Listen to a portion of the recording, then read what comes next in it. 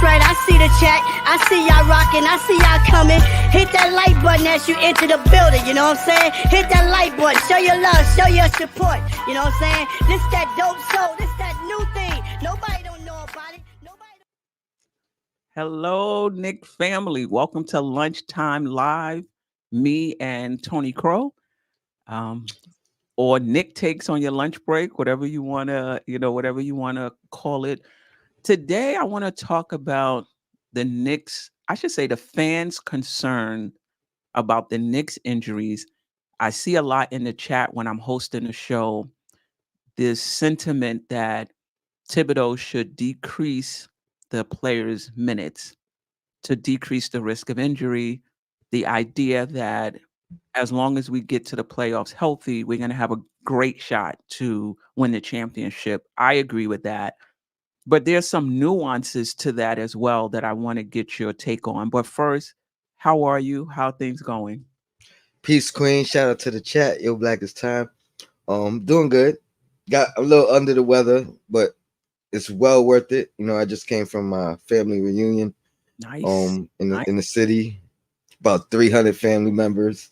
You know what I mean? I probably really knew 10 of them, so that was just great to get to meet, 100 plus new family members that I just really haven't had a relationship with over the years. So yeah, man, I'm doing good. I'm doing good. Yeah. Shout out to the chat, those who are joining us live, and of course the replay gang. What's your level of concern about potential injuries this upcoming season? Like, we all know injuries can happen at any time, but given last season, are you more concerned about it going into this season, or do you feel like it's just a new season, anything can happen as far as injuries are concerned? Injuries, my biggest concern with injuries is really centered around one person, and that's pretty much Mitchell Robinson. And that's just based off of his entire career, right? Like, he hasn't really been able to play a full season. Mm-hmm. So if you're looking at historically, can he change that narrative? You know what I mean? But overall, like with the full team, not as much. I think, to your point, injuries can happen at any moment. You know what I mean? So it's just a part of the game, right? But when you have a guy who's reoccurring and can't get over this injury hump, you know what I mean? To me, that's the biggest concern overall. But we could deep dive into like the portions of it as we go on. But my biggest concern, obviously, is Mitchell Robinson, without a question. I mean, even coming into the season off another surgery, is he going to be ready to start the season? You know what I mean? Is it going to take him time to get to 100%, which historically has been the case? Coming off the injury, it takes him some time to get back. And then obviously, don't want him to re-injure anything or come out with a new injury. So biggest concern, 100% Mitchell Robinson, hands down. Yeah. Now, you didn't mention OG Anunoby. Is that because you feel comfortable with the contingency plans, or you feel like he's not as injury? It's not much of a concern in terms of his injury history? It's a mixture. I think we have Mitchell Robinson. We don't have an adequate replacement for him if he goes down. OG, I don't foresee him having a catastrophic injury. Like, usually he's nicked and bruised, if you will. You know what I mean? So he'll have he'll miss a couple games here, a couple games there. Not as concerning. You know what I mean? So I think we could sustain him, and also his injuries don't tend to be long term. So I just chalk it up as he'll miss a stretch here, a stretch there. We got McCall, you know what I mean? We got Josh Hart. We have adequate defenders and guys who could kind of pick up the slack in his absence for a short period of time. Yeah, I agree with that. OG, and I don't even Mitch injuries. Well, we'll get into whether we think they're freak injuries historically, or whether we think they are what we would like to call overuse injuries. Geoff is joining us. Hey, Geoff. Hey, sorry I'm late. I just checked my phone. That's fine. I just threw it in the chat in case anybody, wanted to, to join. We were talking about injuries and just your level of concern about potential injuries this upcoming season based on last season, or do you feel every season is new? Well, injuries, of course, are going to be a concern just because of the volume that we had last year. But I don't think you can coach or play differently. I don't. I'm not convinced that that's a winning strategy anyway. But I think you just have to play the players, and if they get hurt, they get hurt. I mean, I don't envision a world where look, Julius Randle at 35, 36 minutes a game should not be like career breaking for him. I mean, what the injuries that he suffered the last 2 years are kind of fluky. I mean, he had the bad fall against Miami that separated his shoulder, and then and the year before that he had that unfortunate ankle injury, that was caused by Miami, according to sources. But as far as it goes, I don't think, like, if he's cleared to play medically, then I don't think you should have restrictions on him. I mean, these are professional athletes, and especially under Tom Thibodeau, they work tirelessly to be ready for this grind. I think that's part of the culture that the Knicks have been setting the last 3 or 4 years, and I think you see that with Josh Hart and Jalen Brunson especially. Yeah. Yeah. Do you see, I'll go back to Tony and then I'll go back, come to you, Geoff. And Geoff, you may have answered this question already. The injuries last year, Tone, do you attribute those to minutes, overuse, injuries, or do you feel that those are injuries that can happen at any point in the game? And we're talking specifically about last year. The only injury I would attribute to overuse or anywhere in that category would probably be Josh Hart's abdominal strain or whatever it was that affected Josh Hart. Everything else was just freak injuries. Part of the game. Randall's got hurt by Miami 2 consecutive years in a row. Mitchell Robinson fought his way back after his normal injury, and then Embiid was just out there trying to hurt him and take him out. So I think those other injuries had nothing to do with minutes, had nothing to do with Tibbs, had nothing to do with usage. They just were freak accidents that could happen at any moment. That those things could happen in preseason. Knock on wood, not for us. You know what I mean? But the only one would be Josh Hart, and even in that, at that point of the season where we were, we had no choice. You know what I mean? We were already down so many players, so obviously usage is going to go up with the remaining guys. You know what I mean? I think with us, bringing in some more players, getting more comfortable with some of the younger guys, and trusting their roles, I think we have less. We won't have to worry about the overusage because we should be at full strength. Yeah, and I'm gonna piggyback off of what you just said with a question for Geoff. I agree that Josh Hart's injury you could attribute to overuse, but it was overuse because of the prior injuries. So my question to you, Geoff, is thinking about the entire playoffs. Josh Hart, there were games where he played 48 minutes in a row, multiple games.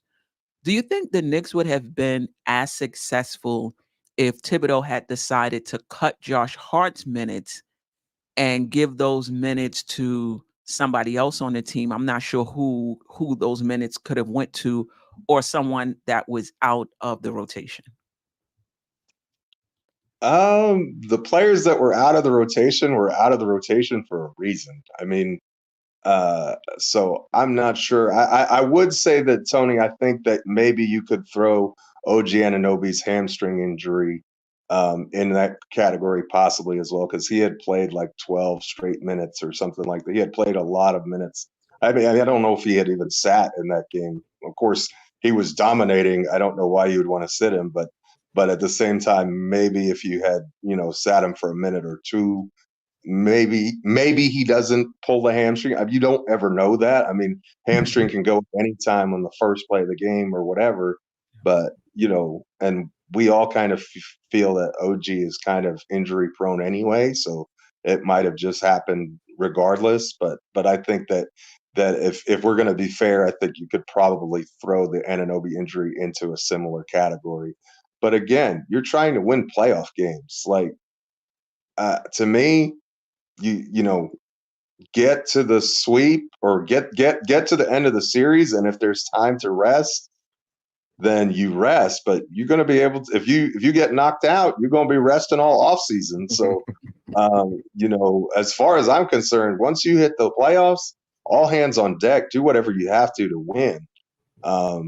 And it's not like these guys were begging to be taken out. Josh Hart was fine with playing 48 minutes. He didn't care. I think all of those guys, they wanted to play, and why wouldn't you want to play? Like, if you have a guy in that situation who doesn't want to stay on the court, I don't know if I want him on my team.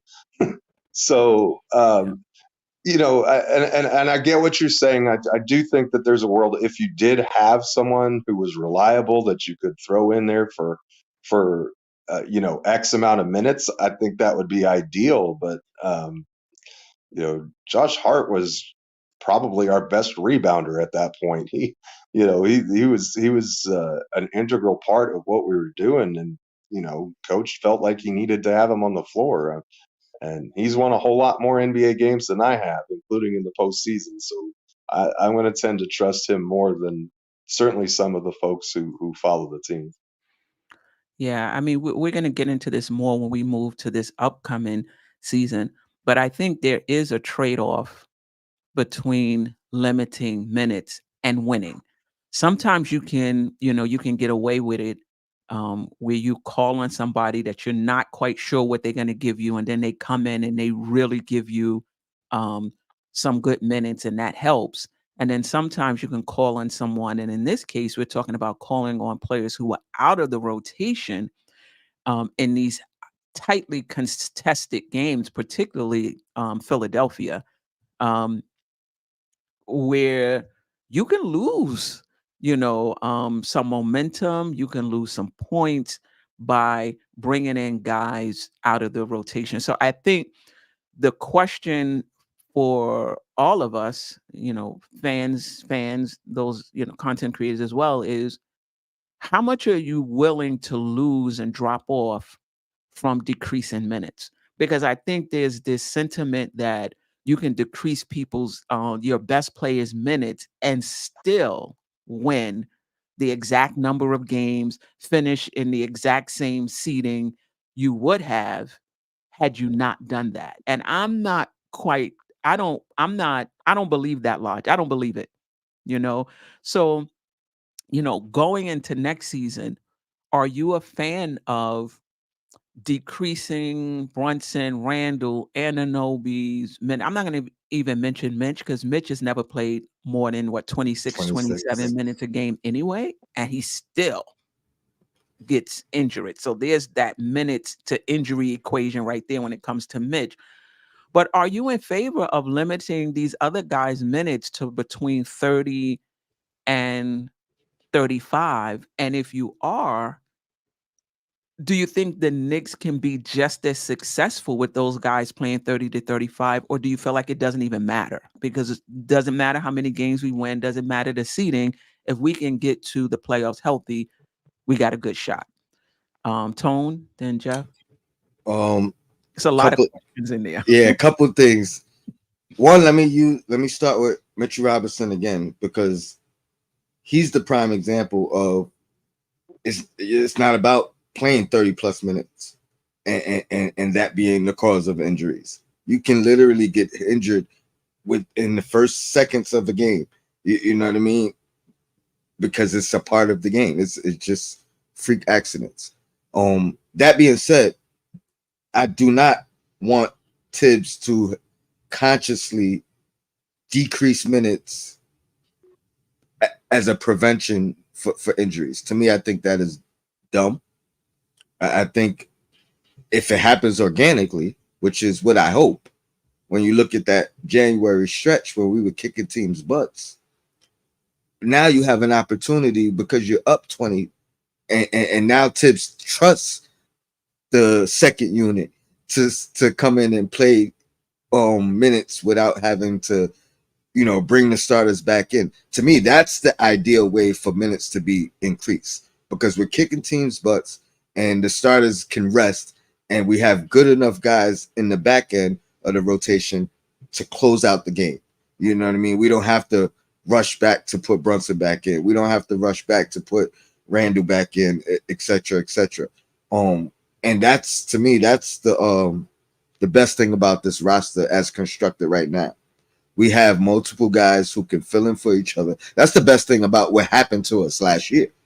Guys had the opportunities to step up, to gain Tibbs' trust, you know what I mean, to close out some games, because there was no choice. But now we have the choice. So yeah, if we could be at full strength as early as possible in the season, and start knocking these teams out early, 20 plus point lead in going into the third quarter, that's the opportunity for guys to get rest. You know what I mean? But to have it as a preconceived notion that, all right, minute restrictions on these guys, to me, that's senseless, and it doesn't prevent anything, because as we know, you can get injured at any moment. You know what I mean? And the decreased minutes there's some people that feel like not playing consistently increases your injury possibilities. You know what I mean? Not having that consistent whatever minutes it is. You come in, you didn't play yesterday, now you played 28 minutes, you might get hurt just based off that. So to me, let's do it organically. Let's kick teams' butts to the point where guys can rest. Guys that don't normally play are getting opportunities now. You know what I mean? Because we're up 20 plus points. That's the way I look at it. Okay, Geoff, what's your take on it? Well, I'm gonna go with an old head coach of my football team, Herman Edwards, said, "You play to win the game." Look, it's very rare in the NBA that a team comes from the 6th or 7th seed all the way to the NBA Finals. I'm not saying it can't be done. I'm just saying you making life harder for yourself, and it's not often done. You win the games, you get the higher seeding, you get the home court advantage, because in a tight series like the one we had with Philadelphia, having that home court advantage can be vitally important. And it took us overtime in the last game of the season to secure that second seed last year. And sure, things didn't work out game 7 at the Garden against the Pacers, but I don't think that you use that as to say that we would rather have played that game on the road. you know and especially if you're talking about playing a team that may be even more talented than you in Boston. If you can get to that top spot, and usurp them, and then they have to come to MSG, and win games, I think that's certainly a preferred option. So if we have to kind of, if we are title seeking, if we are title hunting as fans, and I think that most of us agree that this is a roster that should be doing that. If we are title hunting as fans, then we need to think like title contenders, and title contenders win games, and they make sure that they secure their seeding. And then if your seeding is secured and you want to dial it back, like the Celtics certainly did that to close the season, but they did that because they had already taken care of business on the court, and they knew they were going to be the top seed. And it's a different conversation when you're talking about what I like to call meaningless games. You know what I mean? Where you can't really improve your standing. That changes the equation from, this is 82 games. We've got to win as many as we can. And the Eastern Conference is going to be as tough as it ever was. Think about this. There are folks out there calling the Pacers an 8th seed or a play-in team, Right. and they were in the Eastern Conference Finals last year. So, the Orlando Magic are good. The Sixers have done a good job. The Bucks, if they're healthy, are going to be difficult. The Celtics are still right there, and they're the defending champs. And the Knicks are certainly in that mix. But don't forget about Cleveland either. So, with all that being said, I don't think you can afford to rest on your laurels and say, oh, well, we only have to play. You play the guys the minutes you have to play them to win the games. And if they get hurt, they get hurt. Next man up, let's go. But you have to, in my mind, if you're going to be a championship team, that is the championship mindset, is you go in to win as many games as you can. Yeah, and to add to what you're saying, we haven't seen this team. Like, this is not the team that left training camp last season, and this is not the team that ended last season as well. This is a different team. So I believe that if you're going to artificially decrease minutes of your best players, you have to be prepared that you're going to lose a few games because of that. You have to be, I should say, comfortable with the fact that you may lose a few more games because of that. And you have to be comfortable with the fact that you may lose a seed or two, um, because of that. And you have to be comfortable with that. So my take is, what has this particular team showed us on the court, not on paper, but on the court, that we feel like we can play our best players between 30 and 35 minutes. It doesn't matter if we win 50 games. It doesn't matter what seeding we are, we're going to win a championship. What has this team showed us to make us believe that? Nothing, because they haven't played. This particular collection of players haven't played a full season together. Right? So I don't quite get how, it's not like we won 3 championships together and we like, you know what, we already know what we can do regardless of the seed. We're getting older. Remember, all of our guys are just entering their prime. But, hey, if you're a veteran team, you won 2, 3 championships already, let's say Golden State, you feel like you have a good enough team to repeat. Yeah, let's bring the minutes down. They're kind of getting up there in age, and more importantly, we know what this team can do regardless of seed if we're healthy. I don't think we can say that about this team. Not yet. That we know what we can do regardless of seed. I don't think we know that. I think seeding is going to be particularly important, to your point, Geoff, given this Eastern Conference. Now, do I think the Knicks are right up there with Boston and Philly and Milwaukee? Yeah, I do. But does that mean that I want to be the 6th seed or the 4th seed? No. No. I want the best path possible. And the best path possible is to play your players the minutes that we're not talking about playing them over minutes. Like, Randall averaged 35 minutes before he got hurt. Brunson averaged 35 minutes before he got hurt. Josh Hart averaged 33 minutes, even given the increased minutes he had toward the end of the season. These are average NBA minutes. I think DeMar Rosen, if I'm not mistaken, led the league in minutes, 37.8 minutes per game. Right? The Knicks are playing their players average minutes. So if you're playing average minutes, I don't really see overuse injuries. Right? So yeah, I'm not in favor of artificially decreasing minutes out the gate. I am in favor, if we are getting blown out, and hopefully Tom Thibodeau, he's probably looking at film right now, but he'll get to us later on this evening.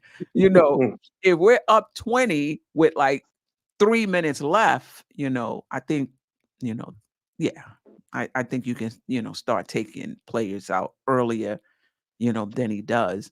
But other than that, I don't I don't see the need to do so. And to your point, Jeff, you got to have a championship mentality. You can't be going out there, oh, we good enough anyway. Look how we looking on paper. We don't really need to play the games. We just got to be healthy. Just roll the ball out. We gonna win a championship. Like, it just doesn't work that way. You got to go through the grind.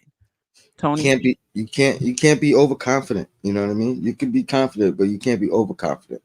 And now, granted, if things falter, right, or if things fall bad, and we happen to slide in the standings, you can still have confidence in this team's ability to be a lower seed than the 2 seed. You know what I mean? I don't even want to throw these numbers. You know what I mean? But you know what I mean? We could be a lower seed than we predict, and still rise to the occasion and make it to the conference finals. I believe this team, man. Just like you said, Queen, we're still up there with the Bostons, the Phillies, and Milwaukee. But that doesn't mean we got to slow walk it in the regular season. You know what I mean? You put your pedal to the metal. You know what I mean? I think Tibbs has learned, though. I think last year's experience, like I said earlier, he's gained confidence in some of the other guys' abilities. If you could pull up, somebody's put it in the chat. I'm sorry, I can't star it. I'd be looking for. But Brunson is the only Parrish Duggar.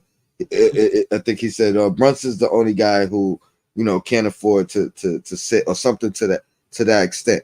And I think that's where it really falls down to. Can we find somebody on this roster, you know what I mean, with these new point guard additions? We still don't know who really is that backup point guard. But can one of these guys spell Brunson? You know what I mean? That's the real big question. But everybody else, I think, has a counterpart, somebody who could come in and fill a similar role, or come in the same position and do what they do in those minutes. So yeah, I think the real concern, as far as minutes, is there anybody that can spell Brunson? But everybody else, I think we have guys who can play multiple positions, right? You could put Randall, at the 5 or the 4. You could put OG at the 4, the 3, or the 5. You know what I mean? Like, these guys are all kind of interchangeable in multiple positions. That's one of the greatest strengths that we have, and I think Tibbs can lean on that. You know what I mean? And he may have to, honestly, because we're short at that 5 spot. You know what I mean? So Brunson, that's the question mark, though. Can somebody spell him? And will Tibbs trust him? You know what I mean? Because that's the only spot that really he hasn't had to trust anybody yet, or he hasn't shown that he has. We spoke about it with Deuce McBride. Deuce could be playing a great game. If the team is struggling, Deuce is coming out for Brunson. You know what I mean? Like those non-Brunson minutes, it don't have to be Deuce's fault, right, but he's gonna be the scapegoat, or the guy that has to come out so Brunson can come back in and right the ship. Right. Can somebody else do that? That's my biggest question mark. Right. Now, behind Brunson, though, if Brunson plays 35 minutes, we're talking 14. We're talking 14 minutes, which is significant. I'm not minimizing that.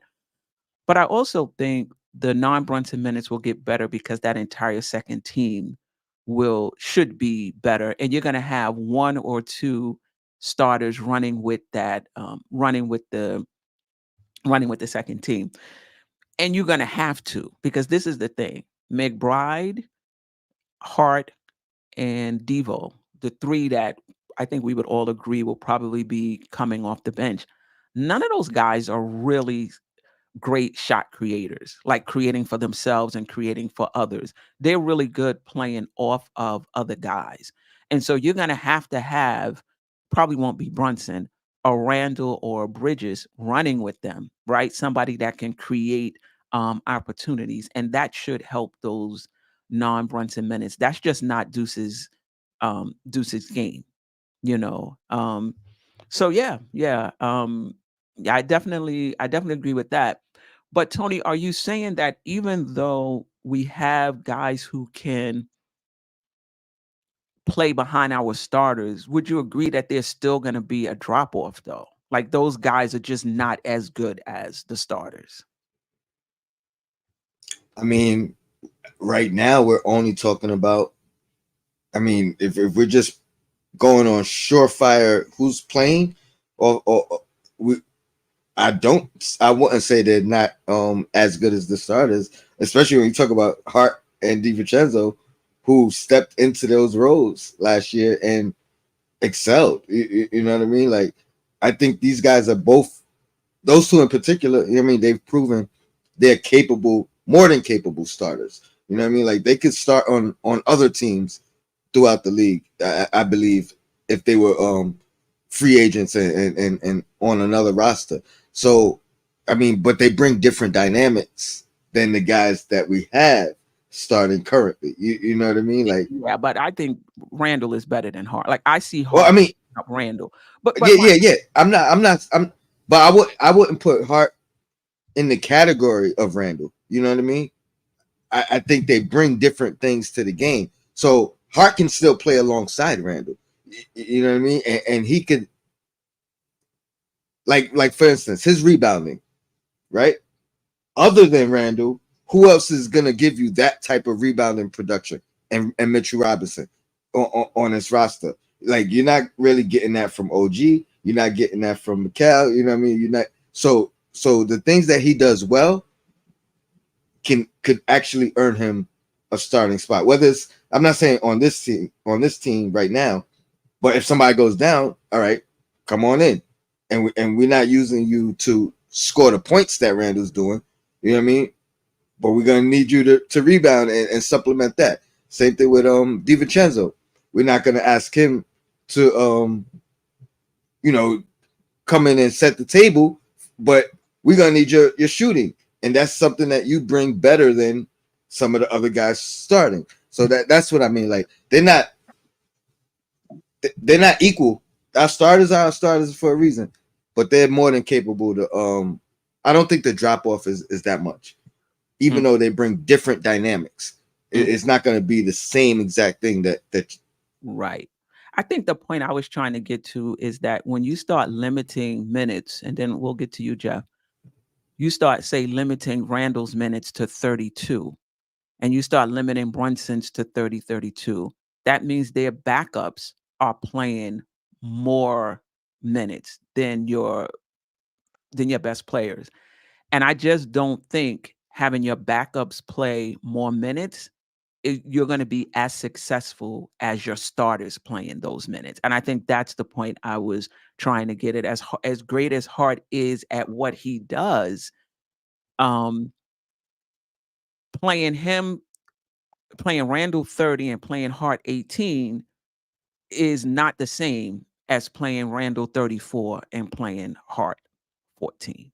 I just think we would just be a better. So I guess I was just trying to bring home the point that as good as our bench is, artificially limiting our starters and giving those guys more minutes, it can reflect in games, in the number of games we win and in the standings. That's my longer round.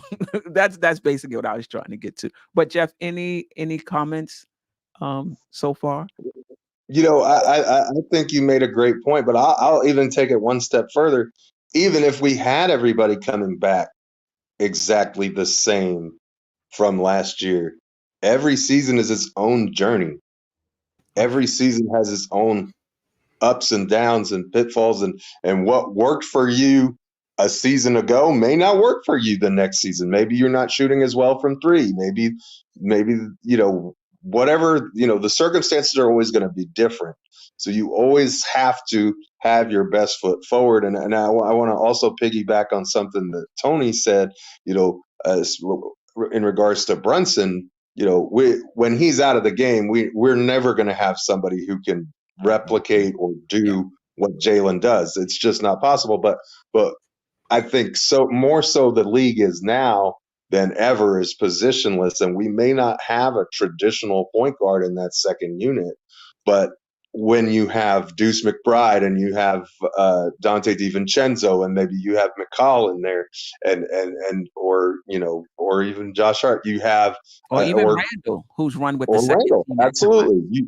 Yeah. You have enough playmaking and with those secondary players that you're able to operate without a point guard or a traditional point guard that like you would think of, because I don't even really think of Jalen Brunson as a traditional point guard anyway. I mean, he not that he can't pass the ball, but I mean he's such a fantastic scorer and he has the gravity. He's not just a guy who you think about like a Charlie Ward who's just going to go in there and set up the offense. And no, when he's in there, he's the offense. He's the number one threat. I mean, he's the highest percentage shooter. He can get his own shot. He finishes high difficulty shots.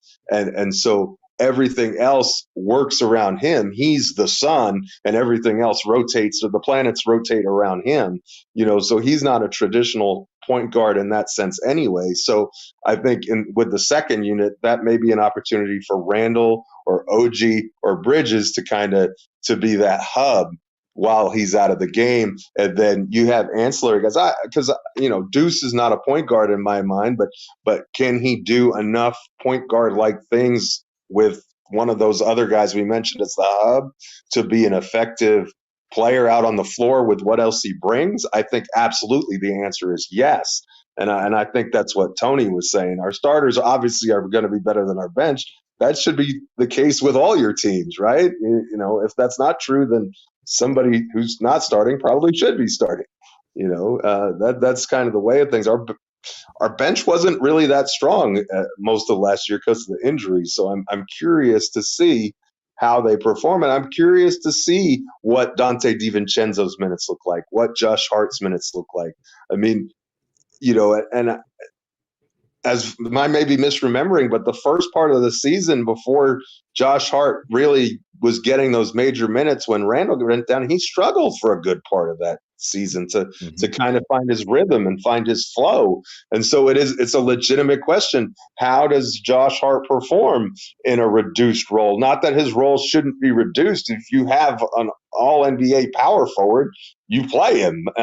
But we also have depth at the wing spot that we didn't really have. There's less opportunity at those spots because if you're going to play Josh Hart down, that means that he's either taking away minutes from Dante or from McCall perhaps, or so I think there are I mean, those are good problems to have, but they're definitely going to be things that this group is going to have to figure out. And I don't think that's going to be something that's figured out on day one, especially if Robinson and Randall's availability is in question to start the season. And it wasn't just Josh Hart. I mean, I feel like every single person, number one, our bench was bad because our bench was starters. By right. The end of the season, right? Absolutely. But on the flip side, all these guys played better when they had more opportunity, right? When they were forced into a bigger role, like everybody stepped up. Whether it's Hartenstein, whether it's Josh Hart, whether it's DiVincenzo. I mean, you could even say Precious Achiuwa. When the minutes went up, the production went up. You know what I mean? When everything was spotty, you know what I mean? The game was spotty.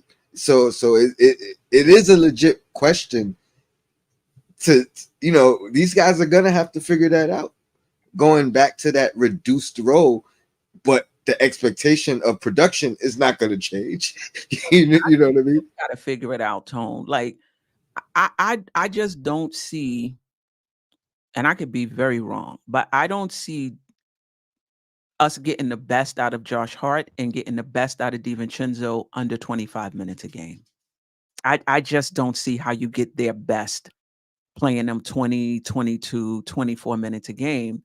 And not only that, if they're playing 20 and 24, who's getting the minutes? Like who's better than those guys that to limit their minutes to 22 to 24?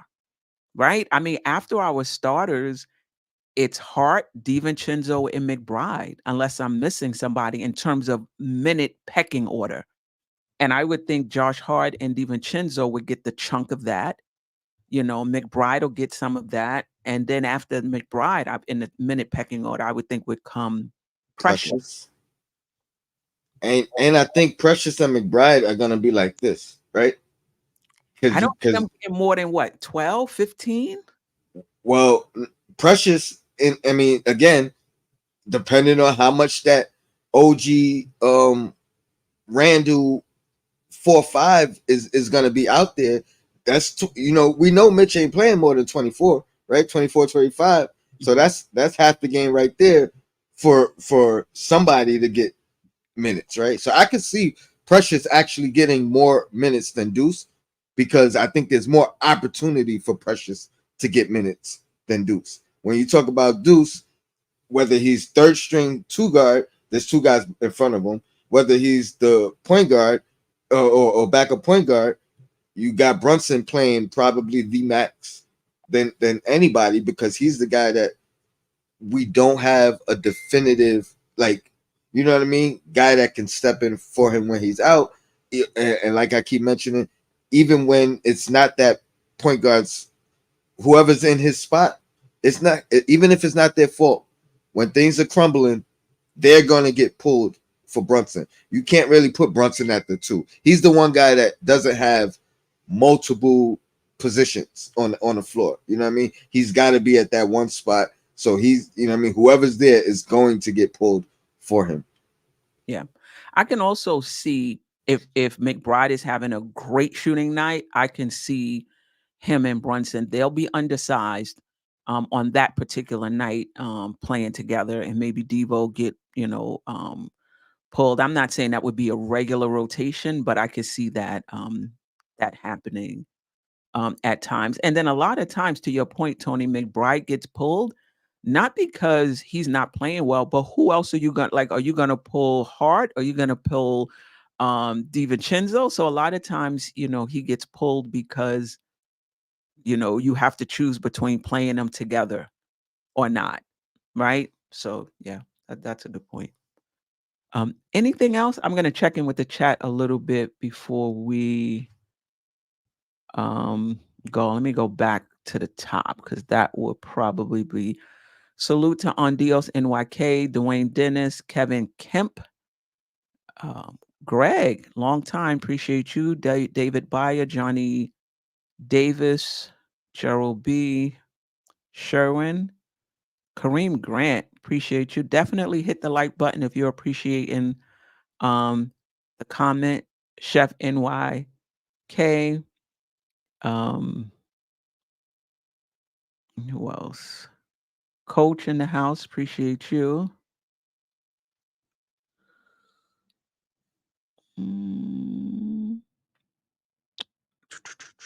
Okay. J Tap, who says, appreciate you, always supporting. If I'm coach, I'm sticking with what got me there. I trust who I trust, and we going all out all season. Yeah, definitely. Cody, appreciate you. Parish Doug, I appreciate you. And Tony, do you see any comments? Keith Turner, always supporting. I appreciate you. I mean, I see some Serious B who I'm not familiar with, so salute to the my holy king. It's you got some people I'm not familiar with, so I want to shout them out. Yeah. Who else we got? DKEJ21, this is a playoff team, but we are not a complete team. I hope for a championship team, but are we really a championship team? I mean, we're not going to know that until we become a champion. But I have a good. It's more than a feeling. I mean, if you look at this roster, I do think it's a championship contending roster. So when you say we're not complete, DKEJ21, where do you see what else do you think we need? I should ask. And if anyone else agrees with him, or if anybody on the panel agrees, what else do you think we need to kind of shore it up a little bit? Only thing I would want is another 7-footer. You know what I mean? Like that's really the only thing that I think is missing. And I hate to just be so vague and say 7-footer. Obviously, you need some talent within that 7-footer. But I mean, other than that, you know what I mean? I like I said, I like what Precious did when called upon. I guess my biggest hope is that you know, Sims has taken some type of next step in his development, but both of those guys are undersized, so we kind of need, you know, somebody with a skill set at the 7-footer, another center. But other than that, I think we're complete. We're more than complete. Yeah, I think I like what they did at the point guard position between McBride, Kolick, and Campaign. I think it'll shake itself out. You know, behind Brunson. I kind of feel comfortable at the center position if Tom Thibodeau is committing to small ball. I feel really comfortable with that. The only thing, to your point, Tony, is it's not just a backup center for Mitchell Robinson. It's somebody who can step in and start. Absolutely. Like, that's the issue. Like, if Mitchell Robinson didn't have an injury history, it would just be, you know, I would even feel fine with Precious backing up Mitch, small ball, we would be covered. But I feel like if Mitch was to go down, Precious starts, Randall and OG back, like. And that was where I was going to ask you. I was going to say, I get the comfortability as is, right? But if Mitchell Robinson's down, where does that comfort level drop to, or does it stay the same? You know what I mean? Yeah. If it's small ball all year long with no other option, you know what I mean? I think that changes things. Yeah, it does. It does change. It does change things. I just want to get to one more comment. A lot of respect for Coach. He always rocking with this channel, but I so disagree with you, Coach. I do agree that Randall's defensive effort is not consistent. He knows how to play defense. I've seen him on rotations. I've seen him play one-on-one when he wants to. So as far as his defensive effort, that can be spotty. But I disagree that he wouldn't be missed if he was traded. I mean, I guess it depends on who he was traded for. Like, if he was traded for Giannis, maybe he wouldn't be missed. You know, it depends on who he's traded for. But if we were to trade him for draft picks and role players, he would definitely be missed, because you need players on this team that can create for themselves and others.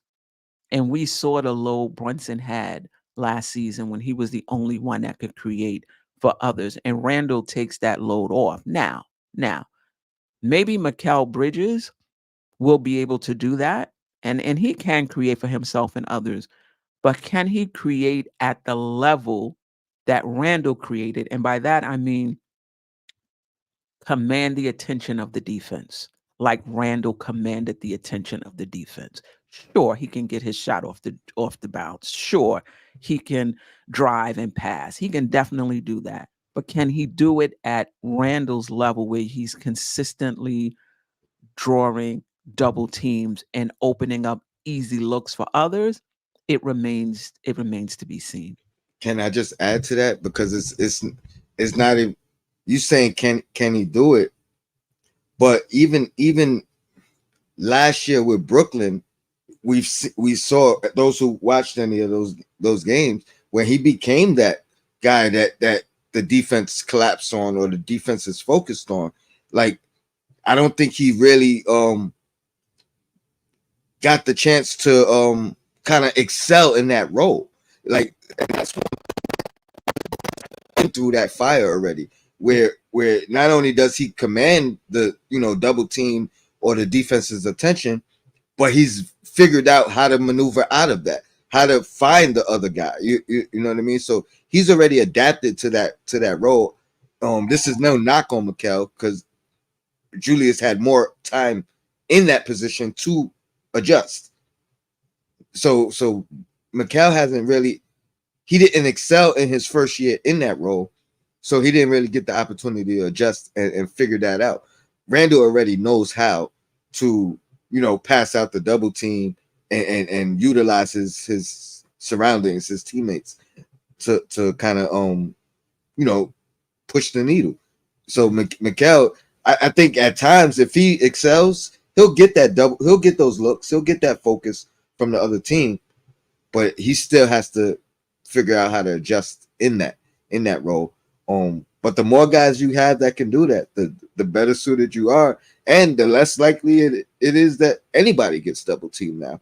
You know what I mean? Yeah. Geoff, anything you want to add? Yeah, I think we tend to underestimate the importance of gravity. Especially with Tom Thibodeau's system, everything is about getting two to the ball. And you can like Julius Randle, you can not like Julius Randle, but teams are going to game plan how to stop that man. Like, you cannot just go into the game and say, well, we're just going to cover Randle one-on-one, because he will eat your lunch, your dinner, your breakfast the next morning, and he will just destroy you. I mean, Julius is a terrific offensive player. And you can't ignore that. And so he has that ability to draw two to the ball. And can Mikal do that in some? Maybe he can, but I don't think that defenses are going to be as worried about Mikal as they're worried about Julius. And so, if you're going to trade Julius, you've got to be bringing back someone who has that same bring two to the ball gravity, because it makes Brunson's life so much easier. I know I say this all the time, but think about all those wide open threes above the break threes that he would get, because Randall could just kick it right back out to him, and he's just wide open catch and shoot. And he was like 50% from the field on those looks, and he'd get like 4 of them a game. Well, that's an easy 6, 8, 10 points, just from that. And that's just because of gravity. And we missed that gravity when he went down. There's no question of it. There's the onus on Brunson was greater, and when that onus is greater, that means he has to do more. That means he's not as fresh down the stretch, and we saw that in some games where he didn't quite have that, for lack of a phrase, that Brunson magic that we're used to. There were some times this year where it did look like, man, he's had to carry too much for too long in this game. And a lot of times, just because of his greatness, he would push through anyway. But how much greater if he, can defer to Randall in the first half and let him take the scoring load, and then be fresher for that second half, and have more legs. Yeah, it's particularly in the clutch, because there's nobody in the NBA you really would rather have with the ball in their hands in the clutch than Jalen Brunson. He's a clutch shot making guru. I mean, and he makes tough shots. He finds a way to get his shot off when it looks like there's no way. I as far as I'm concerned, I've never been a player in a Knick uniform that I trusted more. And I'm a huge Bernard King fan, and he was incredible shot maker. And Patrick Ewing, was able to do that a bunch in his career too. I know, Right. a lot of people focus on the finger roll, but what he did in Game 7, or I think it was Game 5 against Boston, when we went up to Boston Garden and crushed them. I mean, he was the best player on the floor, that series. So you if you make it easier for them, you have that gravity that is so important. And so I think that it's weird. Like Julius, we were successful in Julius's absence, but makes people feel like we don't need him, but we can be even more successful with his presence. Like it makes everybody's job easier when he's there. And to your point, Geoff, you said earlier in the season in the show, that every season is different. you basically starting over. And I do think that a lot of us fans feel like we were successful without Julius Randle. We can do it again. But I think we're forgetting about just how much, and I've said this a few times already, how much people have to play over their heads to make up for Julius Randle. How many more minutes that people are talking about now decrease in minutes, but that was why we had to play so many more minutes, or players had to play more minutes because Randle was out amongst, amongst other players. So having him back, to your point, takes pressure off of Brunson. Guys don't have to play as many minutes, so they should be fresher. And now Brunson has somebody that can create for him. And I think Mikal will be a part of that as well. Have somebody that can create for him. I think we underestimate, because we haven't seen it as much as hopefully we'll see it this year, how well Brunson is off the ball as well, that he can play both on and off the ball. And having Mikal and having Randle back, we're going to have an opportunity to see that. So to me, there are no championship aspirations, in my opinion, without Julius Randle. I just don't. I just don't see it. You going through Boston without Julius Randle, I just don't see it. Is it possible? Anything is possible. But we're not talking about the hard track. We're talking about what gives us the best chance, the highest percentage. And having Julius Randle on this team gives us the best chance to get to the NBA Finals. Yeah, he's needed, Queen. Yeah. And honestly, as much as it was fun like I love watching Brunson take over, his efficiency took a dip, right? Absolutely. Because they can focus on him more without Randle being there. He was super efficient, you know what I mean, before he had to just put the whole team on his back. Correct. So I want to go back to a little bit of that, you know what I mean? And efficiency changes a lot. So within the game. So yeah. So we have another show. I don't want to run over. So Tony, give them a preview of what's next. I want to talk about Brunson's ascension. Not just what he did performance wise last year, but it seems like the Knicks and Brunson are making a conscious effort to make his bring his popularity up to kind of match his superstar level of production. Who was it? Gilbert Arenas. He talked about last year how Brunson wasn't a superstar. This was before the playoffs and everything else, and us and New York needing a superstar.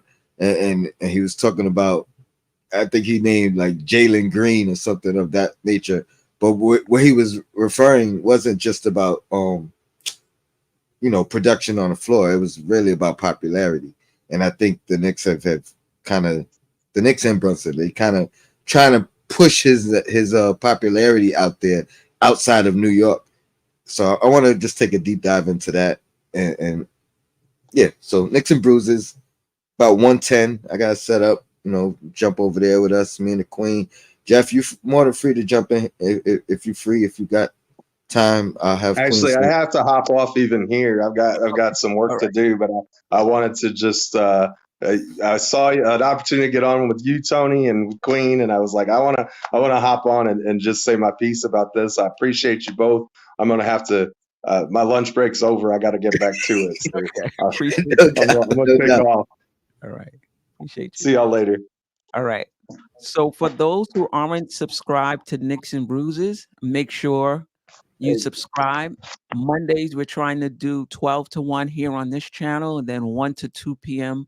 on Knicks and Bruises. So you should be able to catch at least one live and the other one on replay. So around 110, Tony said, we'll be heading over to Knicks and Bruises and talking Jalen Brunson ascension into superstardom, if I'm hearing Tony correctly, and how it's more than just his game.